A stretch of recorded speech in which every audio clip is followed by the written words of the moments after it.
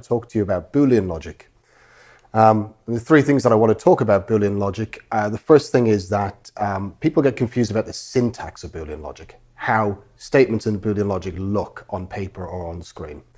Second thing I want to bring up is the common misunderstandings that students have when they're dealing with Boolean logic.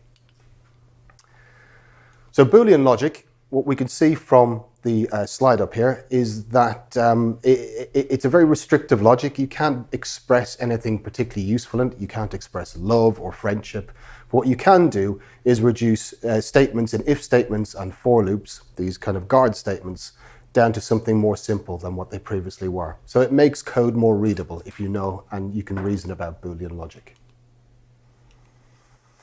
The syntax of Boolean logic, the way I prefer to present it, uses the kind of strange T and the symbol what we call bottom to denote true and false. We call these the top and bottom symbol.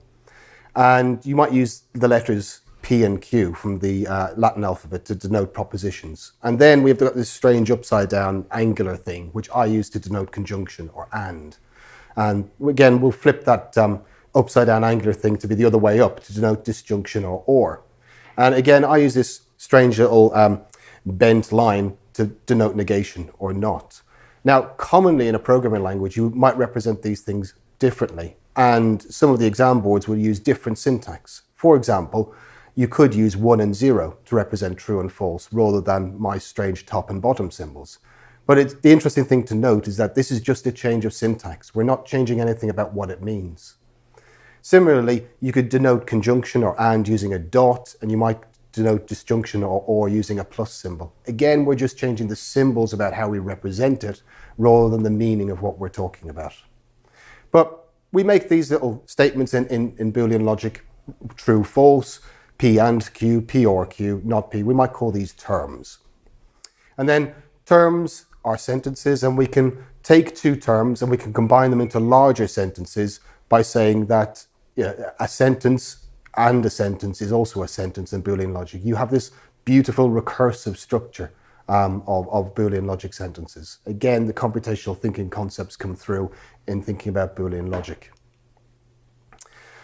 So after we've spoken about the syntax and the sentences that we might be able to write in Boolean logic, we want to figure out what do they mean. And as you and I both know, they all either evaluate to true or to false. An if statement, a guard on an if statement can only evaluate, a condition on an if statement can only ever evaluate to true or false.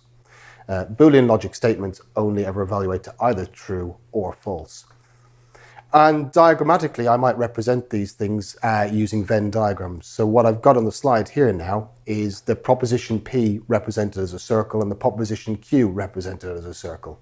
What you can see is that I've highlighted the intersection between the two circles, meaning that when P is Q and when Q is true, we're talking about the intersection between these two circles. We're talking about both propositions being true at the same time. That's the meaning of and. The meaning of or, if I present it diagrammatically, you can see that to say that either P or Q means that either P is true or Q is true, or both of them are true at the same time. Similarly, negation is something that people often have difficulty with. You're not alone if you have difficulty with negation. But to say not P is to say that, the Q might be true once it's not in conjunction with P. There are misunderstandings when reasoning about using Boolean logic. The common misunderstandings come from applying a kind of linguistic interpretation rather than a logical interpretation. So when you come across a Boolean logic statement and you try to treat it like a piece of English, you might find that you misunderstand. If I was to say in English, Aidan bought a motorbike and went to work, there's two things in that English sentence that you can infer that the sentence logically wouldn't mean. The first is that there's some kind of temporal thing here, that I bought a bike and I went to work. It means that I bought the bike first and then I went to work. And the second is probably some kind of causality, that I bought a bike and I went to work and I probably went to work on that bike. Now, if we were to formalize that as a Boolean logic statement, we wouldn't have the temporal implication and we wouldn't have the causality in it. It would just be Aidan bought a motorbike as one proposition and Then Aidan went to work as another proposition.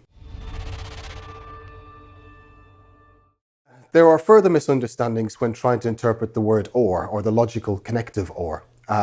When you say to your kids, for example, eat your carrots or your peas, what you tend to be doing is giving them a choice to either eat their carrots or their peas.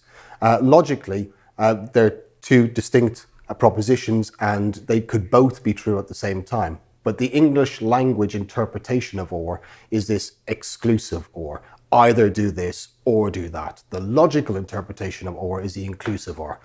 Do this or do that or do both of them. Now, some people, including the exam boards, add implication to their set of Boolean connectives. If P implies Q. And you can read that as if P, then Q. And you can see why they add the implication, because it mimics the programming language construct of the if statement. And it's a shorthand for not P or Q. If you work through the truth tables, you'll find out that not P or Q evaluates to true when P implies Q evaluates to true, and not P or Q evaluates to false when P implies Q evaluates to false. As a diagram, we can have a look at this and plot it out on paper, which I find it makes it easier to understand. Not P or Q is shown in the highlighted area on this particular diagram. So, finally, what have I presented today? I think Boolean logic is a really useful system for demonstrating computational thinking. You've got to think logically, you've got to think precisely. I think a visual approach to Boolean logic is useful. Yeah, we've been using it for 100 years in the classroom, and I see no reason why we should stop using it now. The nice thing about the visual approach to explaining Boolean logic is that it extends easily to more complex logics like first-order logic and second-order logic, which are in part of the A-level syllabuses.